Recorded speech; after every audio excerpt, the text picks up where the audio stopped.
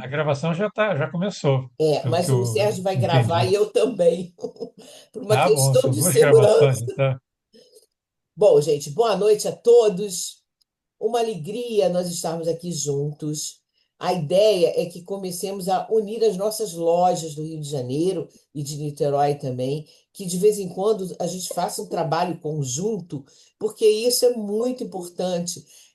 Nós hoje em dia ficamos um pouco separados, né? Mas estamos tentando, de vez em quando, estarmos presencialmente juntos, mas também online, trabalharmos juntos. E é muito bom estar aqui com vocês todos, ver esses rostos queridos de irmãos que, embora a gente não se veja sempre, mas estão sempre no nosso coração.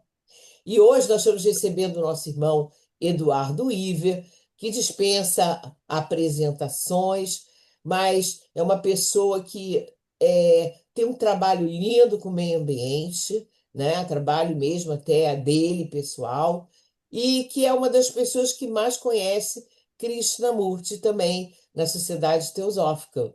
Eu não conheço assim tanto, tenho uma ideia. Então eu achei muito bom o Eduardo fazer essa apresentação sobre Krishnamurti de uma forma geral, que é para a gente ter um conhecimento mais profundo, né, desse filósofo moderno e teosófico.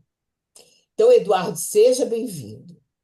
Eu peço a todos para que desliguem os microfones, eu vou desligar o meu também. E agora estamos com você, Eduardo.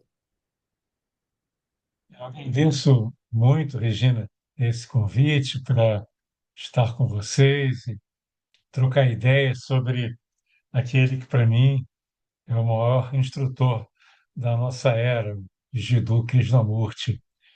Eu tive a oportunidade, que não foi por acaso, eu acho, de estar na presença dele várias vezes, tanto na Inglaterra quanto na Índia. Foram coincidências, né, que acabaram permitindo que eu fosse duas vezes a Brockwood Park, onde fica a escola do Krishnamurti, lá na Inglaterra, no sul da Inglaterra. E depois, quando eu fui para a Índia, em 76, eu também coincidiu com a permanência do Krishnamurti ali em Madras, na época era Madras, agora é Chennai, que é uma cidade no sul da Índia, onde fica a sede mundial da Sociedade Teosófica. Isso foi quando a Sociedade Teosófica fez 101 anos, em 76, né? Agora está fazendo 150 anos, sabe? Então tem um bom tempo desde aquela época. E estava ocorrendo então a convenção anual, que é sempre na virada do ano, e aí coincidiu do Krishnamurti estar dando palestra ali do lado, em Vasanta Vihar. E, e todo o pessoal da Sociedade Teosófica ia assistir o Krishnamurti. O John Coates ia também, e várias pessoas costumavam ir assim em caravana para ver o Krishnamurti, né? Porque a Vasanta Vihar ficava do outro lado do rio, era perto relativamente, dava para ir a pé. E aí nós várias vezes fomos lá para assisti-lo. Depois, quando eu voltei para a Inglaterra, eu tive uma outra sequência de palestras. Então foi assim, uma experiência muito marcante na minha vida, eu ter tido essa oportunidade, de estar na presença dele, assistir ali pertinho, né? Sentar aos pés do mestre, eu sentava às vezes na primeira, antes da primeira fila ali no chão, para poder captar diretamente aquela, aquelas instruções e sentir aquela vibração dele. Ele assim era um personagem muito marcante. Eu lembro que quando nós estávamos assim na tenda. Isso na Inglaterra, por exemplo, eles montavam uma tenda enorme. Na realidade, eram duas tendas. Uma para as pessoas ficarem conversando, tinha uma lanchonete e tal. As pessoas ficavam nessa tenda maior. E tinha uma outra tenda também, que era bem grande, onde ele fazia as palestras, que era montada para as palestras, né? E aí tinha uma coisa de 1.000 pessoas ou até mais que estavam lá esperando para assisti-lo. E, então estava todo mundo batendo papo, tal. quando ele despontava lá no fundo da tenda, né, o pessoal notava, aí ficava aquele silêncio reverencial, todo mundo assim, mudava a vibração da sala, isso que é impressionante. Estava todo mundo assim, né, numa mais descontraída. Quando ele entrava, é como se alguma coisa tivesse acontecido, muda a vibração. E aí ele vinha caminhando calmamente, tinha um tabladozinho, ele sentava numa cadeira e olhava para as pessoas um pouco e depois começava a falar. E interessante que uma coisa muito marcante é que ele nunca procurou atrair os holofotes para si. Ele sempre teve uma postura assim de que o importante não era ele, ele era apenas o orador. O que importava eram os ensinamentos. Então ele se auto-intitulava orador, porque ele sabia que o que ele estava falando não era dele, vinha lá dos planos superiores, né? Aliás, é até interessante que uma vez ele estava prestes a começar uma palestra, né? E aí tinha uma repórter que estava ali perto, aí perguntou a ele sobre o que você vai falar. Aí o Krishnamurti disse, não tenho a mínima ideia, porque realmente ele não estava preocupado, porque ele sabia que na hora a inspiração vinha, né? Então é como se a palestra descesse através dele, né? Então eu vejo assim que o Krishnamurti até hoje é um mistério para todos nós, né? Que é difícil de entender como que uma criança franzina, doente, fraca, que não conseguia estudar direito, que levava bomba nos exames e que tinha uma aparência assim, até de uma pessoa limitada, né? Como que essa criança, de repente, foi descoberta pelo Leadbeater e se tornou esse instrutor fantástico, né? Que tocou o coração e a mente de tantas pessoas. É isso que nós vamos tentar investigar juntos aqui, baseado principalmente nesse livro que foi lançado recentemente pela editora Teosófica, que é um livro do P. Krishna. O P. Krishna, como vocês sabem, ele foi diretor da escola do Krishnamurti em Varanasi durante muito tempo, né? Décadas. Ele, ele só deixou de ser diretor quando ele se aposentou, aos 65 anos. Então foi uma jornada muito longa. E ele veio ao Brasil duas vezes. As duas vezes ele esteve no Paraíso na Terra, dando palestra, esteve no Centro de Estudos Krishnamurti. E eu tive, inclusive, a ocasião de traduzir algumas palestras dele. E era uma pessoa muito simpática e que falava muito com o coração, embora fosse um cientista, né? Ele é de formação, ele é físico, inclusive ele dava aula na Universidade de Benares, que é o nome antigo de Varanasi. E, e num dado momento da vida dele, o Krishnamurti chamou, ele já tinha assistido várias palestras do Krishnamurti, já tinha conhecido o Krishnamurti assim superficialmente, e o Krishnamurti um dia chamou para que ele fosse conversar com ele. E, e aí, assim, para surpresa dele, diz: Eu quero que você venha morar aqui nessa escola e ser o reitor e diretor da escola. Aí ele ficou assim surpreso, que ele não esperava. Ele era um professor universitário, tinha compromissos com a universidade, era casado, tinha filhos, acho que três filhos, se não me engano. E de repente o Krishnamurti diz: Eu quero que você venha morar aqui na escola e ser o reitor da escola. Aí, no primeiro momento, isso ele contou várias vezes, inclusive quando ele veio ao Brasil. Ele, no primeiro momento, ele falou: Não, mas eu sou apenas um professor universitário, eu não tenho todo esse conhecimento não estou preparado para ser o reitor dessa escola, que é uma escola tão importante, tão especial. E o Krishnamurti ele tinha esse dom de saber escolher muito bem os seus colaboradores, né? E ele falou: não, eu quero que você seja o nosso reitor e diretor aqui. Aí ele falou: não, mas eu tenho que pensar. Não, você não vai pensar muito, não. Traz a sua esposa aqui, eu quero conversar com você junto com ela presente também. Aí logo depois ele chegou com a esposa, acho que no dia seguinte, e aí o Krishnamurti, em vez de se dirigir a ele, falou para a esposa: olha, a esposa também gostava muito do Krishnamurti, já tinha assistido muitas palestras, tinha uma grande admiração para ele. Aí ele pegou a mão da esposa, olhou nos olhos dela e falou: eu quero que você venha para cá com o seu marido, P. Krishna, e quero que vocês venham aqui para morar e tornar essa aqui a sua residência. Você pode fazer isso? Aí ela falou: eu faço tudo o que você quiser. E aí, P. Krishna ficou desarmado. Quando a esposa falou que faria o que o Krishnamurti quisesse, bom, aí não tem jeito, né? Ele falou: tá bom, mas a gente tem que combinar, porque são muitos detalhes. E nessa época, ele morava perto da universidade, que era longe da escola do Krishnamurti, que não ficava no centro da cidade, ficava na periferia. E aí ele falou: mas como é que vai ser? O tráfego aqui em Varanasi é muito intenso e ele levaria uma hora para ficar indo e voltando, né? E ele tinha os compromissos na universidade. Eu falei: ó, você fala lá na universidade, combina lá com eles, vou te dar um tempo para isso, mas é importante que você venha para cá, né? Aí no primeiro, aí eles tiveram várias reuniões para resolver todos os detalhes, quanto que ele ia ganhar.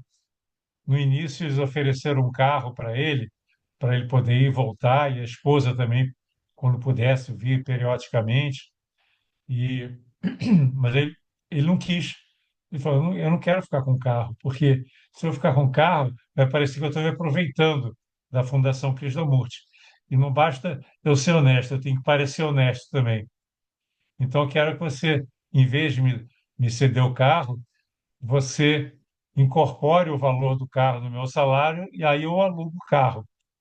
Aí assim foi feito. Então, eles foram acertando os detalhes todos e, no primeiro momento, a mulher dele não pôde vir lá para a escola porque ela tinha um trabalho que era importante, um trabalho social que ela fazia. Os filhos também estavam, um estava na universidade, os outros estavam na escola. Eles tinham que continuar estudando lá. Então foi uma transição gradual. Só ele que já veio para morar. E foi uma carreira. Na época ele não era tão jovem, já tinha uns 46 anos, coisa assim. Mas aí ele trabalhou direto lá até se aposentar com 65 anos. E foi muito importante para o Krishnamurti. Ele foi um dos colaboradores assim mais próximos do Krishnamurti ao longo de muitos anos. E é interessante que o P. Krishna foi assim, quando o Krishnamurti estava para morrer, ele estava em Ohio, na Califórnia. Ohio é uma cidadezinha que fica perto uma região montanhosa da Califórnia, uma hora e meia mais ou menos de Los Angeles. E lá que foi criada a escola do Krishnamurti, foi lá que ele morou durante muito tempo, inclusive durante a Segunda Guerra Mundial, ele ficou direto lá. E ele, quando sentiu que a morte estava se aproximando, ele preferiu morrer lá nos Estados Unidos, porque ele sabia que na Índia seria meio complicado, que os indianos são muito devocionais, muito ligados a rituais, eles iam complicar um pouco a vida dele. E aí ele foi lá para Ohio e passou os últimos dias dele lá. E aí ele chamou algumas poucas pessoas que eram muito próximas a ele para dar as instruções finais antes de falecer. E o P. Krishna foi uma dessas pessoas que foi até Ohio nessa época, conversou bastante com Krishnamurti, e teve um momento que ele chegou para o P. Krishna e falou assim: olha, eu quero que você. Ele, nessa época ele estava já bem debilitado, estava de cama, e só conseguia sair da cama em cadeira de rodas. Aí ele foi colocado na cadeira de rodas e o P. Krishna levou ele até o jardim onde tinha uma árvore, uma pimenteira, que tem toda uma história. Ele meditou nessa pimenteira, parece que teve uma iniciação embaixo da pimenteira. Então, era uma árvore que tinha um significado especial para ele. Aliás, o local onde ele morou, eu estive lá visitando mais de uma vez, é belíssimo. Tinha uma biblioteca que tinha uma vibração maravilhosa. Eu visitei o quarto onde ele dormia, enfim, é um local assim incrível. Mas aí o Pecristo levou ele até a pimenteira. Aí, quando ele chegou em frente à pimenteira, ele conseguiu levantar e tocou a pimenteira e começou a fazer alguns gestos, como se estivesse conversando com a pimenteira. E também se voltou para as montanhas e fez assim um gesto assim de apreciação, de devoção. E é interessante que ele tinha uma conexão muito forte com a natureza. Então, segundo Pecris, esse foi um momento que ele estava se despedindo, tanto das árvores, da natureza, como das montanhas e de tudo aquilo que ele havia vivenciado durante muitos anos. Ele fazia muitas caminhadas por ali. Tem várias descrições naquele livro, o Diário de Krishnamurti, né, que é o em inglês é Krishnamurti's Notebook. Ele descreve essas caminhadas que ele fazia, as percepções que ele tinha da natureza. É tudo muito poético, muito bonito. As folhas das árvores sendo balançadas pelo vento, o sino da igreja tocando e fluindo pelas águas do rio, esse tipo de coisa. E, e foi interessante o Krishna ter tido essa experiência, né, do Krishnamurti se despedindo da vida, se despedindo da natureza, das pessoas próximas. E aí, poucos dias depois, ele fez a transição. E o P. Krishna foi encarregado, ele foi cremado, né?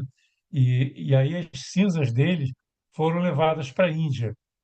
E aí ele tinha recomendado que fossem colocados em três locais diferentes. Um deles era a confluência do rio Ganges com o rio Yamuna, que é um local muito sagrado, lá em Allahabad. Então, uma parte das cinzas ficou, né, nessa confluência dos rios, que é um local sagrado. A, uma parte das cinzas ele pediu para ser levado até a principal nascente do Ganges, lá em Gangotri, que é um vilarejo lá no alto dos Himalaias. E aí o P. Krishna foi junto com a Radha Bonnier jogar essas cinzas bem na nascente do Ganges. E o outro local que o P. Krishna também foi com a Radha para jogar as cinzas foi o local. Isso tudo foi instruído pelo Krishnamurti. O local onde ele foi descoberto na praia de Adyar, lá na Sociedade Teosófica. O local onde o Leadbeater, pela primeira vez, localizou o Krishnamurti na praia, brincando com as crianças. Ele estava junto com o irmão dele, né? Então, as cinzas foram jogadas no mar exatamente naquele ponto. Então, vocês vejam, assim, todo esse cuidado, né? E a importância que o P. Krishna teve em todo esse processo, né? Ajudando ele a tomar as decisões, conversando sobre as escolas, tomando decisões sobre a gestão das escolas e tudo mais. Então, foi um personagem central. E nesse livro, que chama Uma Joia sobre uma Bandeja de Prata, o P. Krishna narra muitos episódios que ele presenciou, ele mesmo, e ele entrevista pessoas muito especiais. Uma das pessoas é o Achyut Patwardhan, que foi um teosofista muito ligado também ao trabalho teosófico e ao próprio Krishnamurti. Ele entrevistou a Radha Burnier e entrevistou também a Vimala Thakar, que é uma pessoa também que era muito próxima a ele, que teve algumas experiências interessantes que eu vou narrar daqui a pouco.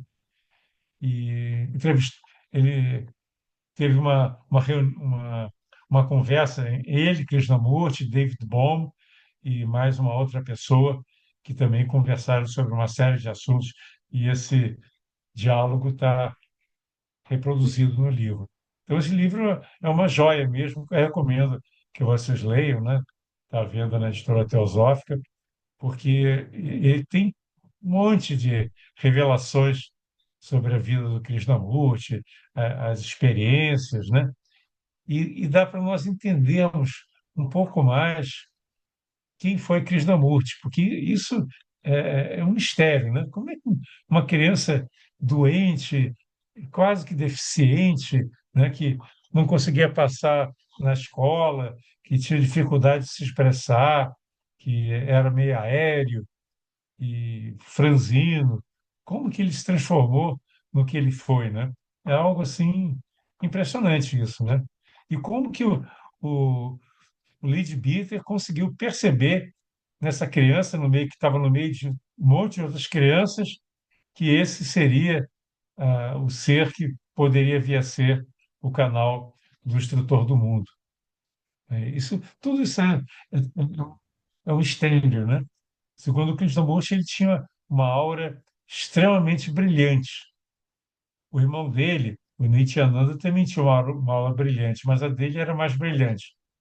E aí o Krishnamurti conversou com a Nibbeza e falou: ó, esse garoto aí tem tudo para ser o veículo do Senhor Maitreya, do instrutor do mundo. E, e aí eles decidiram, né, educar e cuidar do Krishnamurti. Então ele foi levado lá para a sede da ST e foi cuidado. Eles contrataram, inclusive, professores para educarem. Foi um tipo um homeschooling, né? Ele, ele foi educado dentro da Sociedade Teosófica. E eu até, a primeira vez que eu fui adiar, nessa época, em 76, eu conheci o John Clark, que foi professor do Krishnamurti. Na época, o Krishnamurti tinha uns 70 e tantos anos, e o John Clark tinha 90 e tantos, mas estava vivo e estava lá em Adiar quando eu estive lá. Aí ele adorava contar a história do Krishnamurti. Ele juntava assim uma patota, né, um grupinho, e ele ficava contando as coisas do Krishnamurti. E uma vez ele contou que ele estava com problema no joelho e ele chegou para o Krishnamurti e falou: "Oh, Krishna, eu sei que você não gosta de ser visto como um curandeiro, mas eu estou com um probleminha aqui no joelho. Será que você não consegue dar um jeito nesse meu joelho? Eu estou com dificuldade de andar, tal." Aí o Krishnamurti fez um espaço lá no joelho dele, ficou completamente bom na hora. Então ele agradeceu, mas e isso assim demonstra assim uma das facetas do Krishnamurti que é pouco divulgada porque ele não queria ser visto como um curandeiro. Mas nesse livro o P. Krishna fala em diversos episódios de curas que foram feitas. Uma cura foi o Rohit Mehta, que vocês conhecem, que tem vários livros escritos, Ciência da Meditação, os Yoga Sutras de Patanjali, né, que Yoga, a ciência da vida espiritual, a arte da vida espiritual, aliás, e vários outros. Então, nessa época, o, o Rohit Mehta estava muito doente, estava deitado numa cama, e os médicos tinham dito que ele não levantaria mais, que ele já estava numa fase terminal, que ele não ia conseguir mais nem levantar da cama. Aí, quando o Krishnamurti foi lá visitá-lo, ele falou: Krishna, eu sei que você tem essa capacidade, será que você não pode dar um jeito aqui para ver se eu melhoro um pouco, tal? Aí o Krishna falou: eu posso tentar. Aí fez lá uns passos, não sei o que ele fez exatamente. Eu sei que na hora o Rohit Mehta levantou e saiu andando pelo quarto. E os médicos disseram que ele não ia mais levantar da cama. E na hora ele saiu andando. Então, vocês vejam essa essa capacidade. E tem uma terceira história que é narrada no livro também, dentro dessa área de cura, que é interessante. A Vimala Thakar, que é uma das entrevistadas, conta várias histórias do Krishnamurti. E ela conta que uma vez ela sofreu um acidente de carro, foi um acidente violento, O carro bateu, ela foi projetada 9 metros pela janela do carro, bateu com o vidro numa árvore e o ouvido ficou totalmente danificado. Tanto que os médicos tiveram que fazer um implante lá só para poder, ah, para que o ouvido não ficasse totalmente assim desfigurado. Aí eles fizeram, botaram lá uma prótese e tal, só para dar uma boa aparência. E aí ela encontrou o Krishnamurti e falou assim, Krishnadji, será que você... Krishnadji é a maneira carinhosa que eles costumavam chamar o Krishnamurti. Ele, Krishnadji, será que você não pode dar uma olhada nesse meu ouvido, tal? Aí ele falou, vamos tentar. Só que o caso dela era muito mais complicado, né? E aí ele fez várias aplicações, vamos dizer assim, né? No ouvido dela. E aí, algumas semanas depois, ela voltou no médico que tinha feito essa prótese, que tinha dito que ela nunca mais ia ouvir através daquele ouvido. E aí ela falou para ele: dá para você fazer um teste para ver se eu estou ouvindo? Ele disse: é impossível. Esse ouvido foi totalmente danificado. Você nunca mais vai ouvir com esse ouvido. Nem adianta, tem pouco tempo que essa prótese foi feita. Será que. Acho que é bobagem. Não, mas ela insistiu, mas eu quero que você faça um teste. Aí ele fez um teste, ela já estava com 65% de capacidade auditiva naquele ouvido. E um mês depois ela fez um novo teste, já tinha aumentado para 75%. E assim foi, né? Com as aplicações que o Krishnamurti fazia. Então, tudo isso demonstra, né, quanto que ele tinha essa capacidade de cura, que é apenas um detalhe, né? De uma pessoa que foi realmente um canalizador de energia. E é interessante que ele falava que não era ele que curava, era a energia prânica. Ele usou esse termo, inclusive, a energia prânica que está curando. Eu sou apenas um canal, estou apenas canalizando essa energia e direcionando tal, mas não sou eu que curo. É muito interessante. Ele nunca quis se colocar como sendo ele que fizesse as coisas. Ele era um orador, ele não era curandeiro, ele apenas usava as energias, né? Mas eu entendo que todos nós temos essa capacidade de curar. Eu não sei se vocês já tiveram experiências dessa natureza. Todos nós temos essa capacidade. Agora, você tem que acreditar. Eu já usei essa capacidade várias vezes comigo e com outras pessoas também, e funciona. É impressionante como funciona. Não é uma coisa que apenas poucas pessoas podem fazer.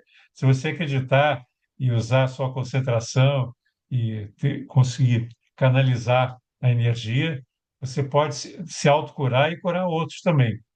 Isso é algo impressionante. Eu já me curei mais de uma vez de coisas que pareciam que eram impossíveis, até mesmo o câncer que eu tive.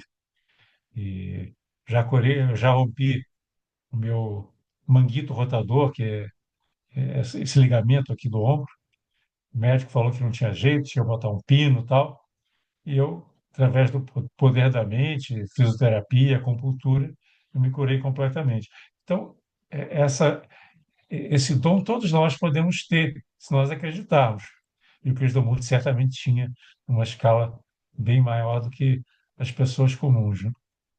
Mas é muito interessante, né? Todas essas características que são atribuídas a ele, né? Então, assim, só para contar um pouquinho da história, quando ele foi descoberto pelo Leadbeater, lá na praia de Adyar, foi uma coisa surpreendente, né? Ninguém olhando para ele podia dizer que ele viria a ser o que ele foi, um grande instrutor, né? Que tocou tantas pessoas, né? E, mas Annie Besant e Leadbeater acreditaram, baseado nos poderes clarividentes que eles tinham. Eles visualizaram o potencial do Krishnamurti. Só que na época eles não tinham uma ideia clara do que o Krishnamurti viria a falar, viria a ensinar. Mas eles sabiam que eles tinham que preparar o Krishnamurti. Era uma missão que eles tinham e eles mobilizaram várias pessoas, professores e outros teosofistas que ajudaram a educar o Krishnamurti, a prepará-lo até fisicamente, né? Boa alimentação, bons hábitos. A Annie conseguiu a guarda da, junto ao pai dele, do Krishnamurti, levou o Krishnamurti para a Inglaterra, ficou um bom tempo na Inglaterra, depois a França também, para poder ele conhecer a cultura ocidental e se preparar para a missão que ele viria a desempenhar depois, melhorar o inglês e tudo isso. Então, vocês veem que foi todo um trabalho preparatório para que ele pudesse chegar a ser o que ele foi. E várias pessoas falavam que ninguém sabia direito o que aconteceria, mas havia aquela percepção que o Krishnamurti estava sendo preparado para ser o instrutor do mundo. Essa era a noção corrente entre os teosofistas. E aí, Anibesa criou a Ordem da Estrela do Oriente. Depois passou a ser chamada apenas Ordem da Estrela, que foi uma entidade criada para preparar a vinda, a chegada do instrutor do mundo através do Krishnamurti. Aquela ideia, né, que o Krishnamurti seria o veículo do Senhor Maitreya, assim como o Jesus foi o veículo do Cristo. Então, o Senhor Maitreya viria usando o veículo do Krishnamurti para fazer a próxima etapa, né? Que existe aquela tradição, que é uma tradição antiga na Índia, que a cada 2.000 anos chega um grande instrutor que lança as bases de uma nova visão de mundo, de uma nova religião e assim por diante. Então estava todo mundo convicto que isso ia acontecer. Só que, lógico que as pessoas são limitadas, né? Elas achavam que o que ele viria a comunicar seria basicamente os ensinamentos teosóficos. E, e as primeiras obras dele tinham muito do ensinamento teosófico, da Vedanta. Você viu Aos Pés do Mestre, é um livro tipicamente de ensinamentos teosóficos e da cultura védica, de certa maneira, né? Mas, aos poucos, ele foi começando a trazer uma mensagem que não se enquadrava mais dentro da tradição que era esperada, né? E, ao mesmo tempo, chegou um momento, isso na década de 30 já, que houve um grande rebuliço, assim, como se tivesse eminente a, a presença do senhor Maitreya vamos dizer assim, um momento em que ele, de fato, assumiria a postura do instrutor de mundo. E aí começou uma loucura dentro da sociedade teosófica, as pessoas se atribuíram várias iniciações, foi uma coisa assim, um oba-oba muito grande em termos de iniciações, de revelações, e surgiu também uma ideia que os 12 discípulos já estavam escolhidos, todos mais velhos que o Krishnamurti, que era muito estranho, inclusive, né? E aí o Krishnamurti, em dado momento, falou: não reconheço ninguém como discípulo. E aí teve aquela famosa reunião da uma reunião mundial da Ordem da Estrela, quando diante de mais de 3.000 pessoas ele dissolveu a Ordem da Estrela. E isso foi assim um choque gigantesco, né, para todos aqueles que estavam ali presentes. Ele não só dissolveu, como devolveu todos aqueles bens que tinham sido doados para a Ordem da Estrela. Tinha até um castelo, tinha vários terrenos, era uma riqueza muito grande que tinha sido dada para apoiar o movimento da Ordem da Estrela. Ele devolveu tudo, só ficou com a propriedade onde ele continuou a desenvolver o trabalho dele. E, e aí foi um choque enorme para a sociedade teosófica. Metade dos membros da ST saíram da ST e ele foi expulso lá de Adiar. Existia um mito, né, de que ele que saiu da, lá da Sociedade Teosófica, mas, na verdade, depois de todo esse rebuliço, depois que ele dissolveu a Ordem da Estrela, eles pegaram as coisas do Krishnamurti, tiraram do quarto dele e botaram do lado de fora. Ele chegou lá, as coisas dele estavam do lado de fora do quarto, ele pegou e foi embora. e ficou assim por um tempo muito grande longe da Sociedade Teosófica. Acho que 46 anos que ele ficou sem botar o pé na Sociedade Teosófica.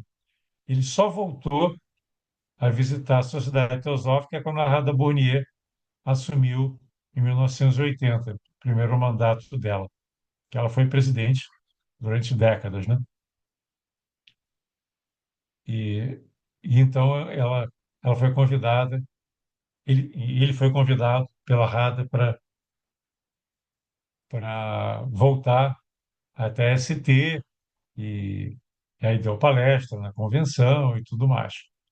Então foi uma espécie de uma reconciliação, né? Porque a Radha era muito próxima. Naquela época ela já fazia parte, antes mesmo dela assumir a presidência da ST, ela tinha sido a secretária-geral, presidente da seção indiana, e sempre muito próxima ao Krishnamurti. Ele chamava a Radha para participar de reuniões privadas, com pequenos grupos, e ela fazia parte, inclusive, da Fundação Krishnamurti, do conselho da Fundação Krishnamurti. Então, essa proximidade era muito grande. E ela, sempre que vinha ao Brasil, que ela veio várias vezes ao Brasil, ela falava sobre o Krishnamurti, citava algumas coisas, alguns trechos do Krishnamurti. E foi interessante que, certa vez, a gente estava caminhando no Rio de Janeiro, aqui no Rio, e eu fui com ela lá na Floresta da Tijuca, eu e mais algumas pessoas, que ela gostava de fazer caminhadas, aí levei ela para conhecer a Floresta da Tijuca. E a gente estava caminhando por uma trilha e aí eu perguntei a ela, Hadad, você acha que o Krishnamurti foi mesmo o instrutor do mundo? Ela falou, sim, eu acho. E eu digo mais, eu acho que nos próximos 2000 anos não haverá um instrutor da mesma estatura do Krishnamurti. Quer dizer, aquela tradição que a cada 2000 anos existe uma encarnação do grande avatar, que é o instrutor do mundo, que é o Senhor Maitreya. Então, ela, de certa maneira, confirmou isso para mim, e na entrevista que ela dá para o P. Krishna, que ela é uma das entrevistadas nesse livro, ela também fala sobre isso. Na entrevista que ela deu para o P. Krishna, ela conta um caso muito interessante, também que revela quem foi Krishnamurti, assim, a capacidade de percepção que ele tinha. Vocês sabem que lá em Adyar existe um jardim chamado Jardim das Lembranças, Garden of Remembrance, que é o nome, né, em inglês. E ali tem as cinzas de vários teosofistas famosos, um local muito especial. E aí a Radha estava andando com ele em Adyar e eles passaram pelo Jardim das Lembranças. Aí o Krishnamurti parou e falou: alguma coisa mudou aqui. Aí a Radha falou para ele: ah, que eu saiba, não mudou nada. Eu, eu tenho ficado aqui, ela já era presidente mundial nessa época, eu tenho estado sempre aqui e não estou sabendo de nenhuma. Não, ela não era presidente mundial, ela era presidente da Índia. O presidente era o John Coates na época, foi antes dela, né? Aí ele falou para ela: Alguma coisa mudou aqui." E aí ela foi até o John Coates e perguntou: Coates, o Krishnamurti comentou isso, que alguma coisa mudou aqui no Jardim das Lembranças. Você sabe alguma coisa sobre isso? Disse, ah, sim. É que eu recebi um arquiteto europeu, que era um arquiteto muito especial, e ele se ofereceu para fazer algumas melhorias lá no Jardim das Lembranças, que estava precisando dar uma melhorada. E aí tinha uma torre lá que estava meio danificada, e aí, quando eu fui mexer na torre, eu encontrei embaixo uma caixa. E quando eu abri a caixa, havia algumas joias lá dentro. Aí ele pegou as joias e levou até o John Coates. E o John Coates guardou a caixa com as joias. E aí, quando a Radha perguntou, ele contou o que tinha acontecido e mostrou a caixa para a Radha. Aí a Radha, quando encontrou de novo com Krishnamurti, contou para ele o que tinha acontecido e perguntou para ele: Você quer? Não, aí o Krishnamurti falou: essa caixa de joias nunca deveria ter saído daqui. Fui eu que abençoei essas joias e elas foram colocadas aqui para abençoar e proteger a sociedade teosófica. Aí a Radha perguntou: Você quer que eu traga as joias de volta? Ele falou: Não, agora essas joias não têm mais valor. Você me traga outras joias que eu vou benzê-las novamente e colocar outra vez no Jardim das Lembranças ou em outro lugar para abençoar a sociedade teosófica. Olha só o cuidado que ele tinha com a sociedade, a preocupação que ele tinha com a sociedade teosófica, mesmo estando afastado durante tanto tempo. É muito interessante isso, né?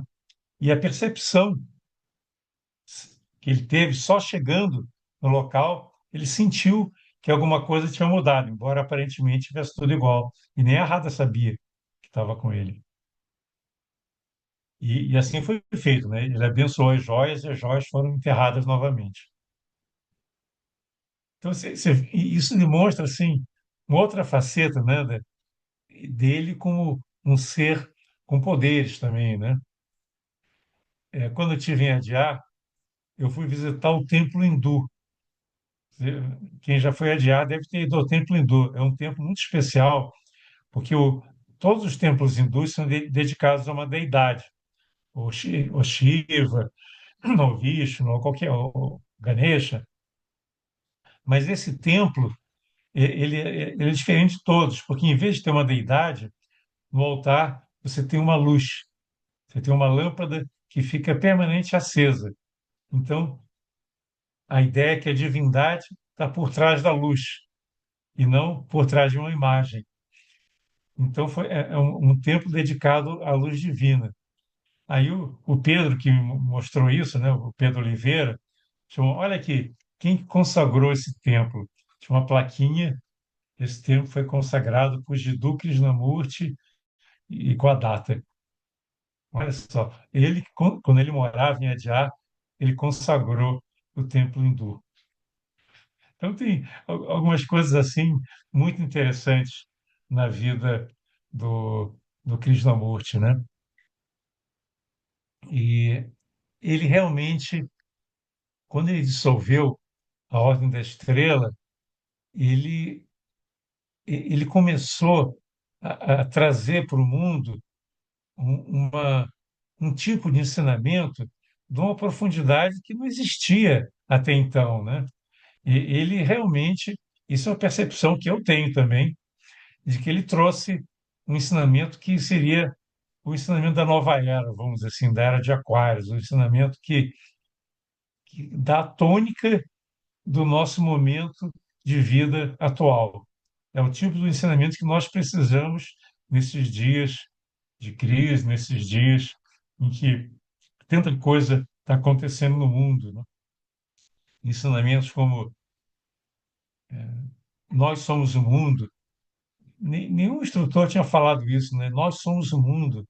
A luz está dentro de você. São coisas assim. A verdade é uma terra sem caminhos. São instruções tão valiosas, tão profundas e tão inovadoras que indicam assim uma nova um novo conjunto de ensinamentos que são apropriados para a nossa era, para os nossos tempos, e que são de uma profundidade que não foi compreendida por muita gente até hoje. Assim como a Blavatsky falou que os ensinamentos teosóficos só seriam melhor compreendidos 100 anos depois, eu diria também que os ensinamentos do Krishnamurti, aos poucos, é que estão sendo melhor compreendidos. Eles foram muito avançados para aquela época, tanto que os teosofistas ficaram atônitos, né? Não entenderam o que estava acontecendo. E agora, eu acho que a maioria está começando a compreender o que ele, de fato, representou, especialmente depois da morte dele, que ele foi talvez melhor reconhecido. É lógico que em vida ele reuniu milhares e milhares de pessoas, influenciou, filósofos, cientistas, foi um grande educador, criou uma nova forma de educação maravilhosa. Então, a mensagem dele teve um impacto muito grande. Pessoas como David Bohm foram profundamente influenciados, né? A mensagem do potencial infinito que o David Bohm divulgou está muito enraizado nessa visão de mundo que o Krishnamurti nos trouxe. E hoje, olhando o passado, não só eu, mas várias pessoas acham que o que aconteceu era inevitável, porque se ele não tivesse dissolvido a Ordem da Estrela e tivesse seguido na toada que os teosofistas queriam, ele tinha criado uma nova religião. E não é isso que ele veio. Ele não veio criar uma nova religião, ele veio criar uma revolução na maneira de ver o mundo. E todos os grandes instrutores não vieram fundar religião, eles vieram renovar a visão de mundo da humanidade. Os seus seguidores já criaram religiões, né? Então, eu diria que o Krishnamurti redimiu a sociedade teosófica. Ele salvou a sociedade teosófica de ingressar dentro de um caminho de voltar a passar a ser uma espécie de religião, com discípulos, com seguidores. Isso ia contra a tônica da nova era, que não é de seguir gurus, não é de seguir ensinamentos antigos, mas sim de descobrir a verdade por meios próprios. Essa é a tônica da nova era. Cada um ter a capacidade de investigar, de olhar, de perceber a realidade a partir da sua intuição, dos seus insights, e de todo o aprendizado que vem quando você olha, quando você observa em profundidade a realidade. Agora, a preparação que o Krishnamurti passou foi muito interessante. Foi algo extremamente profundo. Além dele ter sido educado, além dele ter viajado, ter contactado muita gente, ter sido cuidado fisicamente, emocionalmente e mentalmente para ser aquilo que ele se tornou, em termos ocultos, ele foi preparado para poder canalizar as energias que ele canalizou ao longo de tantos anos. Eu não sei se ouviram falar do tal do processo que o Krishnamurti passou. Ao longo de muitos anos, ele passou por um processo extremamente doloroso, em que ele tinha dores de cabeça assim angustiantes, e ele chegava a se debater e perdia os sentidos, porque é como se estivessem mexendo na cabeça dele. Nessa época, que ele, quando estava no auge, o processo, eles botavam inclusive almofadas e colchões do lado da cama dele, porque ele se debatia tanto que ele podia se machucar. Então, botavam proteções para ele, quando virasse para um lado para o outro, não machucar a cabeça ou o corpo, porque era uma dor alucinante que ele tinha, e ele chegava a balbuciar e falar coisas até sem nexo, que era uma dor terrível. Então, a preparação dele não foi apenas através da educação, foi uma preparação que mexeu nos neurônios, mexeu em toda a estrutura cerebral, na estrutura etérica, na estrutura também astral, mental, para ele poder fazer o que ele fez. Para poder canalizar o que ele canalizou, ele foi manipulado, não é a palavra certa, porque manipulado parece que alguém está dando uma lavagem cerebral. Ele foi trabalhado para poder ser capaz de canalizar essa energia poderosa que ele canalizou. Então foram muitos anos de sofrimento. E é como se ele fosse um sannyasi, um renunciante, porque ele não só ele aceitou esse sofrimento intenso, como ele abriu mão de tudo que ele poderia vivenciar como uma pessoa do mundo, né, para se dedicar exclusivamente ao trabalho de difusão dos ensinamentos. A, a Vimala Thakar, que é uma das entrevistadas, essa que foi curada do ouvido, ela dá um testemunho muito interessante para mostrar que o Krishnamurti ele não era ele não tinha aquela imagem do guru, do grande sábio, do grande instrutor. Ele era uma pessoa, um ser humano, como todos nós, que estava se oferecendo para fazer um trabalho de altíssimo nível. E ela contou que certa vez, como ela era muito próxima do Krishnamurti, entregaram para ela um conjunto de cartas que o Krishnamurti tinha escrito para Mary Lutyens. A Mary Lutyens, você sabe, era neta da Emily Lutyens e foi a principal biógrafa do Krishnamurti. Ela era um pouco mais jovem que o Krishnamurti e, e se aproximou muito dele uma certa época. E, segundo consta, o Krishnamurti se apaixonou por ela. Krishnamurti homem, vamos dizer assim, se apaixonou por ela e escreveu cartas de amor para Mary Lutyens. E a Vimala, por um acaso, né, recebeu essas cartas e leu as cartas, né? E eram cartas lindas, cartas de amor. E ela, inclusive, conta que, olha só o que o Krishnamurti colocou nessa carta que ela registrou, que ela queimou as cartas, né? Ela não queria que essas cartas fossem chegar nas mãos inapropriadas, que podiam dar uma. As pessoas são muito maliciosas, né? Começar a achar que o Krishnamurti não era aquilo que ele era, que ele, como instrutor, não podia se apaixonar, mas ele era um homem também, ele era um ser humano. Isso que o P. Krishna tenta mostrar, e a Vimala também, ele era um ser humano como todos nós. Então ele chegou e nessa carta, uma das cartas, ele fala, ele escreveu para Mary Lutyens, por que que eu fui escolhido? Ele estava assim, um pouco inconformado. Por que que eu fui escolhido? Fui o escolhido. Caso contrário, eu poderia ter me casado com você, mas pelo fato de eu ter sido escolhido, eu tive de renunciar a esse amor. Olha só que coisa é, é, intensa, né? Ele era jovem ainda nessa época, né? Ele sabia que, como ele tinha sido escolhido, ele não podia se casar, não podia se envolver com a Mary Lutz, embora ele estivesse apaixonado por ela. Então, ele escreveu várias cartas que foram queimadas pela Vimala. Vimala não queria que as cartas viessem a público. Mas você vê que ela guardou isso e, e colocou nessa entrevista para o P. Krishna.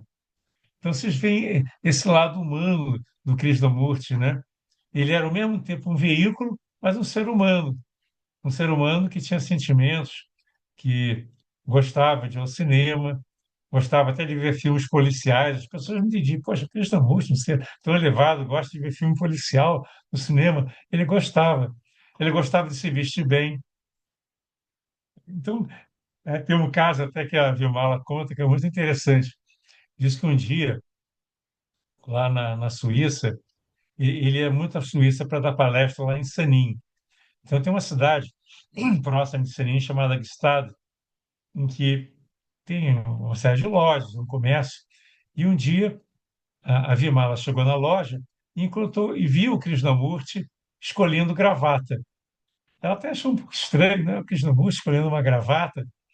E aí, nesse momento, duas canadenses que tinham vindo para assistir às palestras, por acaso, entraram na loja, viram o Krishnamurti escolhendo gravata.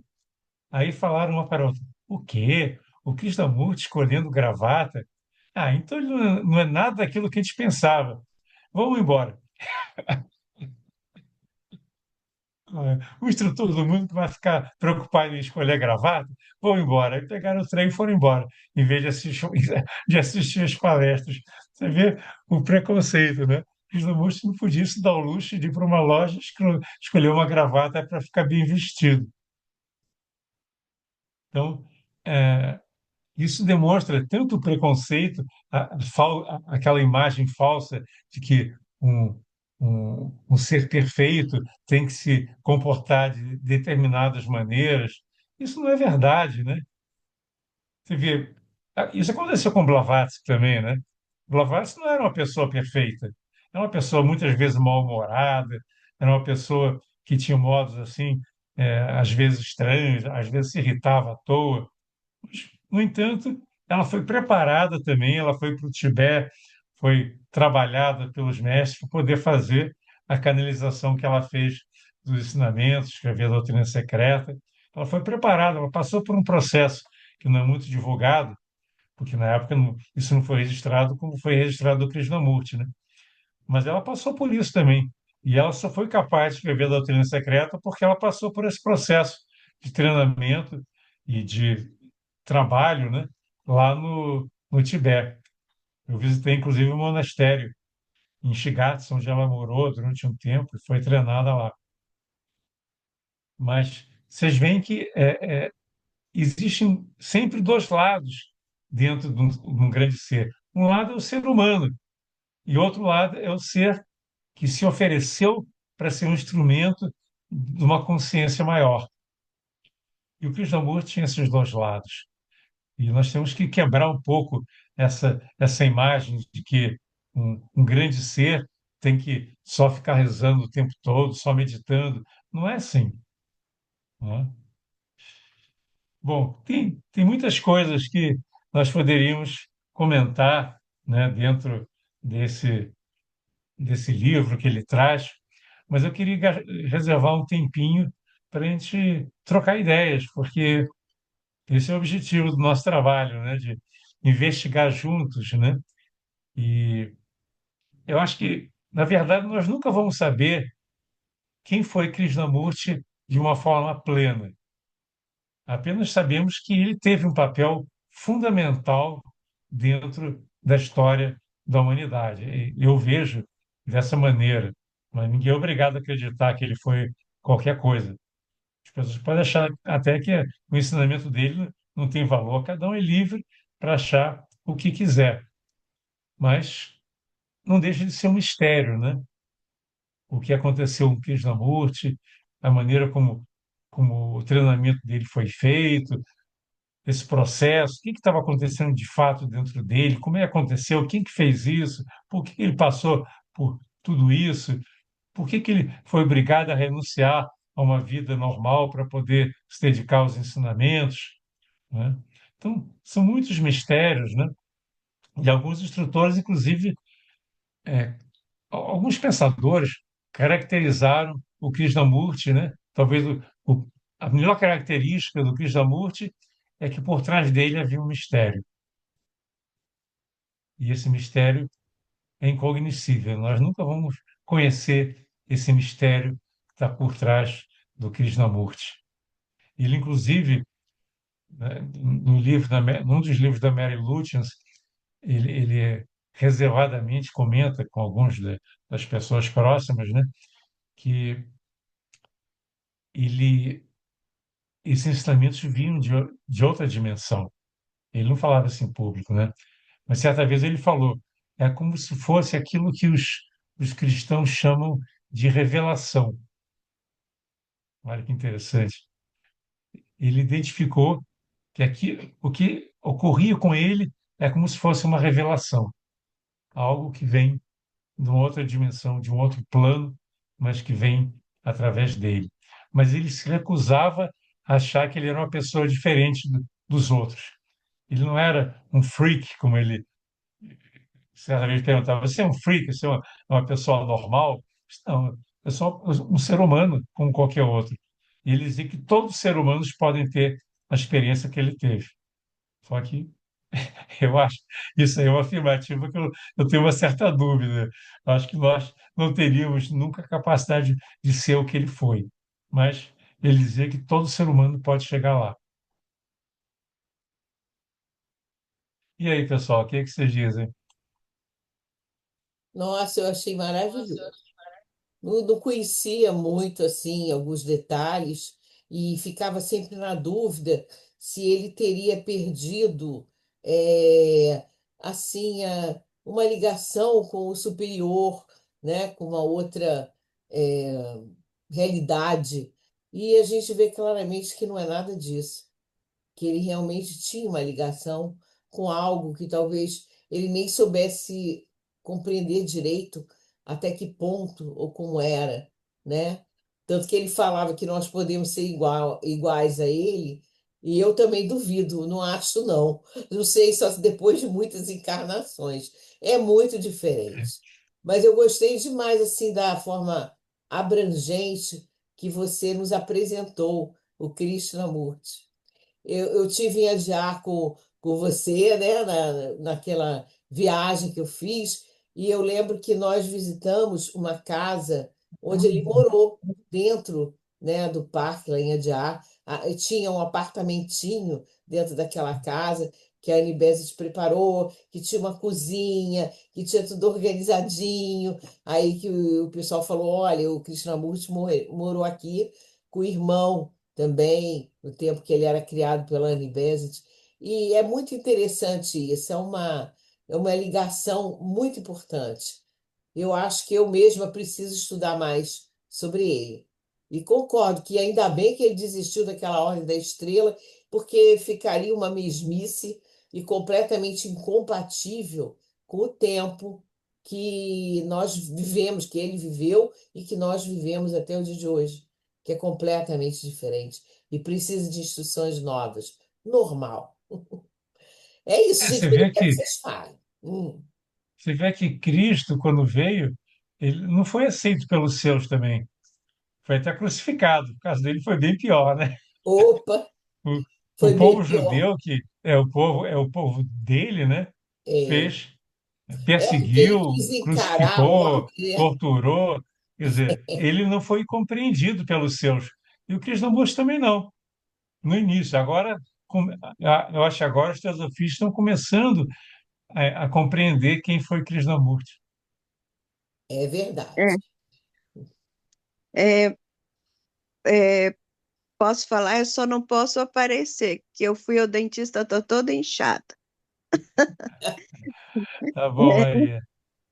É o seguinte, eu estava lendo algumas coisas aqui sobre Jesus e ele falava algumas coisas que eu vi, assim, alguma semelhança com um pouco que eu vi do Krishnamurti, sabe? Algumas parábolas onde ele detonava tudo às vezes, sabe? É, ele acabava com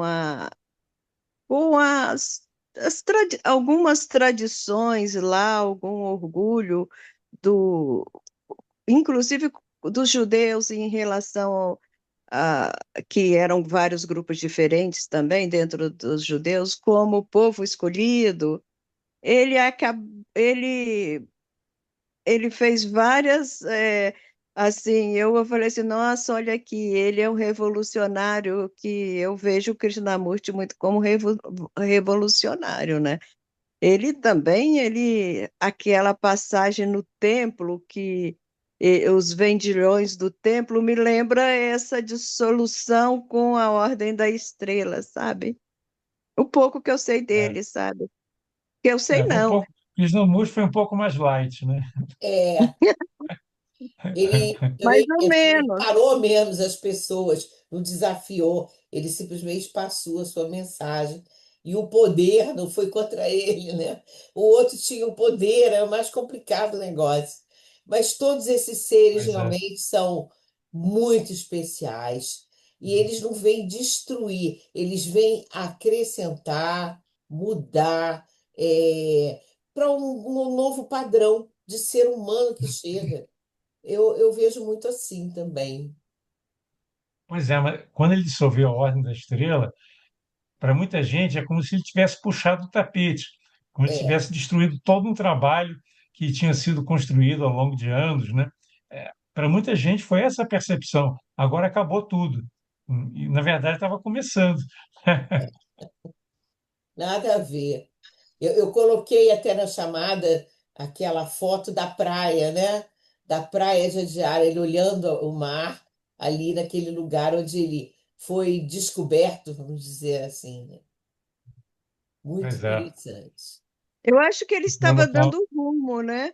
Ele estava dando o rumo que deveria tomar, assim como eu vejo isso em algumas passagens de Jesus. Não é por aí, não, vamos parar com essa coisa. Eu vejo isso, sabe? O Buda É, também sempre tentou fazer o isso na grande Índia. instrutor, o grande instrutor vem sempre trazer o novo. E as pessoas querem que esse novo se enquadre na visão deles antiga, não é? Ou pelo Exatamente. antiga ou aquilo que já está formatado. Mas o novo não pode se enquadrar no antigo, o novo é o novo. É o Então novo. ele não podia ficar preso a ideias que já não comportavam a grandiosidade dos ensinamentos que ele tinha para trazer. É, isso mesmo. Foi É uma isso. mensagem adequada para o seu tempo, que realmente foi, que tocou muita gente. Se ele tivesse ficado dentro da Ordem da Estrela, o impacto da sua mensagem seria muito menor, que viraria um grupinho. É. De escolhidos. Que, e Panelinha, ele falou teve para esse pessoas de todas as momento, né, religiões. também. Uhum. Ele Eduardo, falou para as pessoas de todas as religiões, de todas as nacionalidades. Ele se colocava como uma pessoa que não era de nenhuma nacionalidade, não era de religião nenhuma. A mensagem dele era universal. É, isso mesmo. E ele teve Eduardo, também um momento, afasta de mim esse cálice, né? Quando ele se apaixonou, ele também queria saber por que ele teria sido escolhido, né? Nesse momento que parece que quando a fé treme, né? Mas é porque parece que a missão é maior do que você pode suportar. E também de dizer que nós poderíamos fazer tanto ou mais, né? Como Jesus também dizia, muitas coisas semelhantes. E eu gostei muito da apresentação porque mostra esse lado do homem, né? Que muitas vezes nas narrativas de Jesus fica muito o mestre ou o curador. As parábolas, mas essas narrativas de hoje eu adorei, porque mostra o lado humano, né? Que Jesus com certeza tinha também, mas a igreja eu acho que tentou ocultar mais, né? É por Inclusive, tem isso que aquela a frase série famosa, quando ele estava na cruz, né? Ele é, pergunta: Deus, Pai, por que me abandonaste, né? Quer dizer, ali ele estava sendo homem mesmo, né? Ele estava sentindo totalmente só ali naquele momento, né? Abandonado realmente. a série The Chosen, né, está sendo justamente um fenômeno, porque ela justamente procura mostrar também Jesus de uma Isso, forma mais humana. Então a gente vê que isso. é uma coisa desse tempo mesmo. A gente não pode ficar só idealizando, ele Endeusando. tem É, uma travessia que é humana mesmo, porque todos vamos ter que passar. E a amizade, o carinho pela mãe, entendeu? A ligação com as pessoas amigas, isso tem que aparecer. Essa pessoa não é um ser esquisito que não tem nada disso. Não é a verdade isso. Por isso está sendo também um sucesso. A série, né? muito Muito bom, bom, eu também estou vendo. gente. Muito bom. Muito, quem não está vendo, eu recomendo. The Chosen é muito Lindo. interessante. Muito mesmo. Agora saiu a quinta temporada na Prime Video. Eu fico de olho também. Eu tenho um problema. Eu não sei achar as coisas da TV. Netflix, você não tem Netflix? Olha, Da primeira à quarta temporada, você tem na Netflix. eu tenho tudo isso, eu só não sei entrar. Procure The Chosen. É, pesquisa da Chosen. Mas como é que faz para procurar? Como é que entra? Você vai na lupinha lá, clica e bota The Chosen, escreve The Chosen. Ah, Vale a pena. porque eu quase nunca vejo a TV, eu não sei porque eu pago uma TV tão cara, inclusive. Tem que Mas usar muito bem, né? bom, gente. Vocês querem também Mas fazer é mais isso. perguntas, colocar mais alguma coisa? A irmã Senira acho que quer falar alguma coisa, não ia? Eu achei que você ia falar alguma coisa, Senira. Eu quero falar obrigada, tá? Obrigada. Não, Regina, eu achei muito interessante, muito oportuno, muito feliz a ideia de ter trazido o Eduardo para falar para nós sobre o Krishnamurti. Eu acho que, como ele mesmo disse aí no final, muitos pontos, muita coisa a gente ainda teria que conversar sobre Krishnamurti, mas eu acho que fica assim bem forte para nós aquele ponto de que a mensagem que ele traz é para uma nova era. Não tem que ser conservadorismo, não tem que ser a mesma visão que estava, né? que havia que o recebeu. E também a questão, a simplicidade, a humildade dele de não sempre se distanciar. Ele é apenas o orador, ele não é o dono da verdade, ele é um instrumento. E, e isso chama muito a atenção da gente, né? Que realmente o importante é o núcleo, a meta maior que possa estar sendo mostrada por uma instrução e não o aspecto superficial, material, humano, momentâneo, né, daquela mensagem. Muito obrigada, Eduardo. Foi uma noite muito boa. Foram momentos muito bons nessa reunião. Foi mesmo. Eu acho que nós, assim, nós como teosofistas, tivemos o privilégio de ter acesso a esses ensinamentos, né? Talvez e ter tido também a possibilidade de tê-lo dentro da sociedade teosófica por tanto tempo, né? Prepará-lo. Quer dizer, eu acho que a sociedade trouxe uma grande contribuição para a humanidade, sendo o veículo para preparar o Krishnamurti. Aí, quando ele estava pronto, ele saiu para o mundo.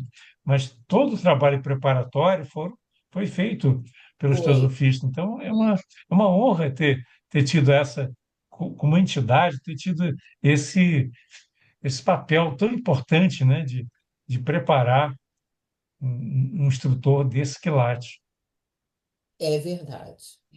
E a gente pensando como também como foi Jesus Cristo, ele não veio para um povo, né? Embora ele tenha vivido ali para aquele povo, os primeiros seguidores foram daquele povo, mas ele veio para todos também, com a mensagem dele e até para os romanos, para outras pessoas, e aos pouquinhos foi se espalhando a mensagem. E o Krishnamurti também, ele não teve, trouxe uma mensagem para os teosofistas para ficarem lá conversando com ele, não. Ele teve que sair porque teve que realmente voar, teve que mostrar que aquela sabedoria não era só para gente, era para todo mundo. Muito bom mesmo, muito interessante. Valeu. O É, Antônio é eu, presidente da loja Conde Saint-Germain, mas como ele trabalha nesse horário, eu achei que ele não ia estar presente. A Terezinha também não está, pediu para eu conduzir a reunião. Eu agradeço, né, porque eu até convidei o Eduardo e agradeço por estar fazendo esse papel aqui, conduzindo a reunião, mas o presidente está da loja Conde Saint-Germain, que é o Antônio, e a Terezinha também está no celular, porque ela está viajando, né, de Curitiba para cá. Só para dizer a vocês que foi muito bom. Nós estamos com um grupo maravilhoso aqui, grande, uma alegria mesmo, essa iniciativa da Sociedade Teosófica aqui do Rio de Janeiro de fazer uns trabalhos conjuntos de lojas e não ficar simplesmente se limitando à sua loja. Eu espero que a gente continue nesse caminho e faça outras apresentações tão maravilhosas quanto essa, Eduardo. Muito obrigada. a Alguém alegria mais para mim quer, também estar com vocês. alguém mais quer falar alguma coisa para eu encerrar pelo menos aqui a gravação? Deixa eu.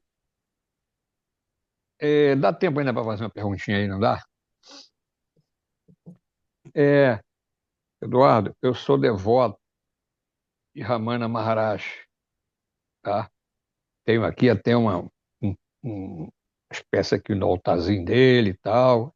Faço a prática do Japamala, Om Ramana Om, tá? Perguntinha que eu faço a você é o seguinte: Krishnamurti, ele teve alguma relação assim com Ramana Maharaj? Olha, não que eu saiba, eu acho que não. Não, né? Embora eles tenham sido contemporâneos, mas o Krishnamurti estava muito envolvido no trabalho dele mesmo, né? E o Ramana teve uma trajetória muito assim centrada no ashram lá em Tiruvannamalai É, e ali na. Então, eu não sei se eles se encontraram, eu acredito que não. tá. Outra coisa aqui, Embora só um instantinho. Ah, embora a Sociedade Teosófica não seja muito longe de Tiruvannamalai, né? Mas eu não tenho informação que eles tenham se encontrado. Mas é lógico que os ensinamentos têm muita compatibilidade. é, Isso, né, não tenho dúvida disso. E é. estava Agora, brotando na agora mesma época, né? Também. Então, às vezes não havia assim, nós não tínhamos os meios de comunicação que nós temos hoje, inclusive. Então, cada um estava fazendo o seu trabalho, o Ramana mais focado no hinduísmo, né? E talvez isso, não havia essa ligação maior. O outra coisa. Krishnamurti ele viajava pelo mundo, ele não ficava só na Índia, ele estava sempre viajando, né? Ele tinha um percurso que ele fazia todo ano, Estados Unidos, Inglaterra, Suíça, Índia, etc., e às vezes outros locais. Tá? Você sabe que eu tenho os livros dele aqui, porque eu fui numa palestra uma vez que estava falando sobre isso, foi distribuído o livro lá, e eu peguei, tá? E eu ando muito em sebo, né? Aqui no Rio de Janeiro, e lá tinha vários livros assim do Krishnamurti em cima, né? Eu perguntei quanto é cada livro dele. Eles, não, isso aí você pode pegar e levar. Isso é doação. Rapaz, eu fiquei assim meio espantadão, né? Isso tem alguma ordem assim de distribuir esses livros assim, grátis? E aí a iniciativa das pessoas que doaram, né? Às É, vezes as pessoas que doaram são entusiastas do Krishnamurti e quiseram propiciar para mais gente esses ensinamentos. Isso Eu não é conhecia, normal, não. né? A gente Eu não está sempre conhecia ele, não. distribuindo revista Sofia de graça por aí é para verdade, difundir a nós também. teosofia. Aliás, quem quiser a revista Sofia para distribuir, nós temos uma grande quantidade de revistas antigas para doar. Quem quiser receber, é só avisar que a gente manda uma caixa. Eu quero. E- Aí, tá Mas você vendo? vai, você vai distribuir? Vou distribuir. Ah, Eu então moro tá, num vamos lugar que combinar. tem muita gente e posso Então, fazer isso em vários vamos lugares. combinar, então. Vamos combinar, assim. Só Todo não mundo posso quiser na ajudar Suíça. distribuindo, tá? Nós já enviamos muita coisa, mas tem uma quantidade enorme de revistas que voltam das bancas, revistas antigas, né? Que eles têm que produzir mais do que é vendido para poder ficar nas bancas. Aí sempre Uhum. mais da metade das revistas voltam depois de ficarem expostas nas bancas, né? De Eu E posso. repente, aí a gente vai no final da acumulando. primavera, a gente faz isso, pode fazer, né? Vamos Então, ver. quem puder pegar algumas revistas para distribuir, isso aí seria muito bom. Maneira de a gente estar levando ao mundo essa mensagem teosófica. Uhum. Tá certo. Eu vou encerrar a gravação, mas isso não quer dizer que a gente não pode conversar mais um pouquinho, né?